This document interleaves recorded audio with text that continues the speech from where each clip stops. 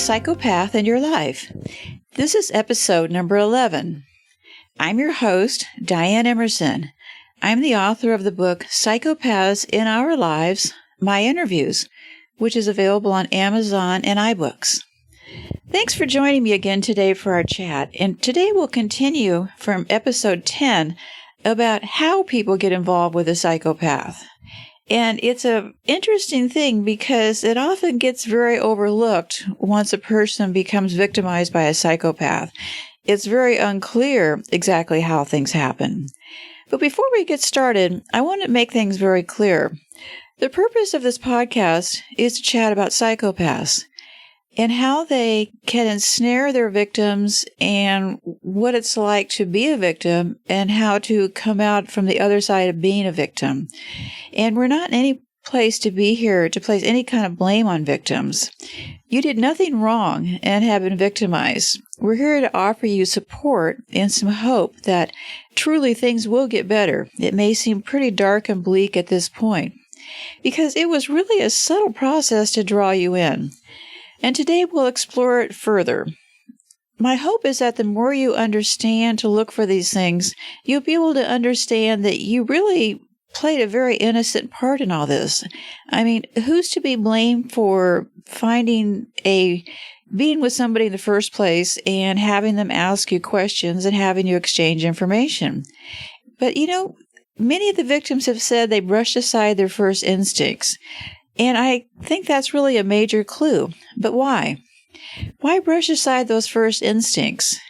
Well, it's simply because the psychopath was just that good at getting them to brush aside, and most importantly, getting them to confide in them in the first place. See, once you get to know somebody and you've confided and told these things, and then later they use these things to turn against you, the process of brushing aside those instincts becomes easier.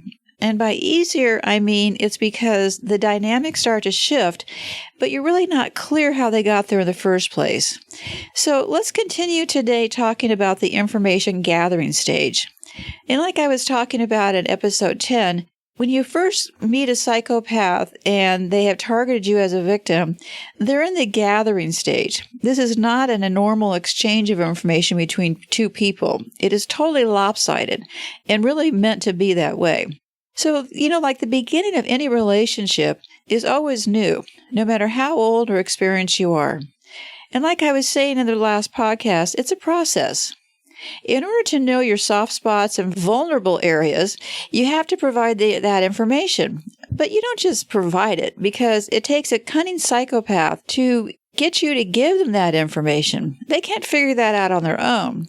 They need to get you to participate and give you a sense of confidence that will allow you to feel like it seems like a good idea to engage with them. And this information is really critical because they need to know your hopes, your dreams, and yes, most importantly, to access your weaknesses in order to manipulate you down the road. What I found really interesting was that even psychopaths seem to be surprised how much people will really tell them. It is like they are a magnet to gain your trust, and it is your feeling safe in the situation that can, in the end, be the very information that will be used to make your life as miserable as possibly it can be. Let me give you a quote from one of them that I found kind of sums up what I'm talking about here. He said, "What I find strangest of all is I rarely, if ever, have to broach whatever topic it is.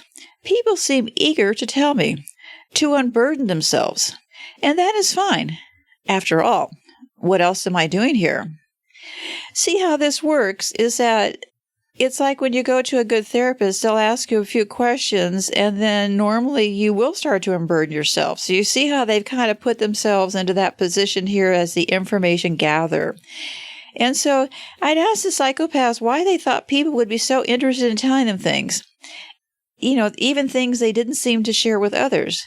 And this sharing things with someone and not others is a pretty critical part of the bonding in the early stages. Confidence building. But here's what they said. They kind of summed it up in a very, let's call it a very rotten way, okay? They said, very rarely does someone ask, "What should I do?" wanting to hear anything other than exactly what you want to do. I find it almost impossible to believe that most people aren't aware of this in themselves. It allows me to sell an idea to someone who really wants nothing more than to buy it before you even open your mouth. It's buy before you try. See, what they're saying is that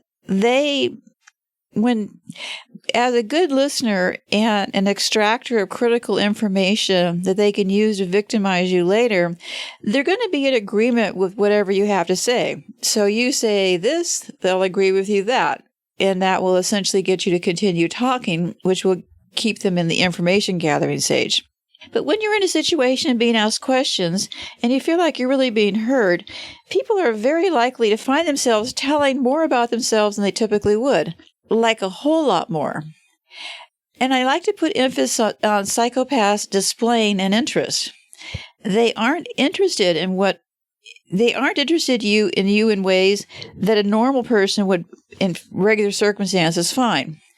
It is all an act from the very first question that you are asked.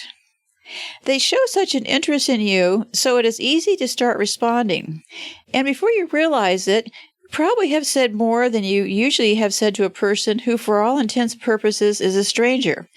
Normally, you don't go and talk to people the way you would to a psychopath. And here's where it gets tricky, because they are displaying, and I use that as little air quotes here, they're displaying such a display of empathy and understanding and confidence, and they're displaying these symptoms by their body language, by the follow-up question they might ask, and that's all in the information gathering clues. And so here's what they also seem to think about this. And I'll quote this here. It says, "Nobody tells somebody they distrust that they're the one, the embodiment of their hopes and dreams. So what is it doing in the conversation? Maybe you can add that to your red flags list, if you like. Apparently charming, witty, trust-winning behavior that is out of place, although good luck noticing them at the time." See, what he's saying right here is he's basically saying that he finds it pretty remarkable that why are you trusting this person? Why are you trusting them? And what he's saying is that they haven't done anything to give you their trust, but they're fully aware that you're not going to notice at the time. So see how this starts to really become a very interesting prospect. They know they're playing you, but they aren't really clear why. They just know that this is what they need to do to gather information. So anyway, next time we'll chat more about the hows. And how did they keep the victim around when cracks in the relationship developed? If it was a work situation, the victim went from being a trusted coworker or employee to frozen out of things. If it was a personal relationship, things started really running off the rails probably at that point. But see, by the time they start to run off the rails, the psychopath has gathered enough information about you from the very beginning phases that they can then start to flip all those concerns, questions, and situations that you might start to be questioning back on its head, because they've heard what you said and they're going to stack it away and use it against you in the end. So here are some closing thoughts. They're very chilling, but it's the essence of what they think. And I'd like to paraphrase their views of the information gathering stage. What they said was, if I don't show an interest and ask the right questions, how would I ever figure out the keys to the safe? Gives you something to think about. And it also is pretty horrifying because it shows you to the level that this is all figured out in advance from the first time they sit down and ask that very first question. They know they've got to gather these keys. They know they've got to get the keys to that safe, and that's going to be their goal. And they're going to be testing you along the way to see how far they can push the relationship. So we'll close up for today, and I really do want to tell you that I appreciate hearing from you, and I do read all of my emails.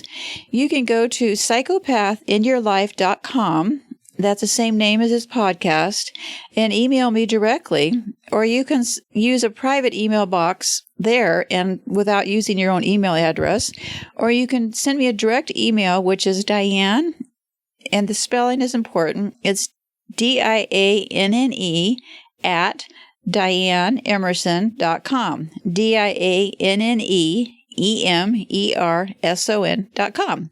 I consider all of your emails confidential, and I look forward to hearing from you.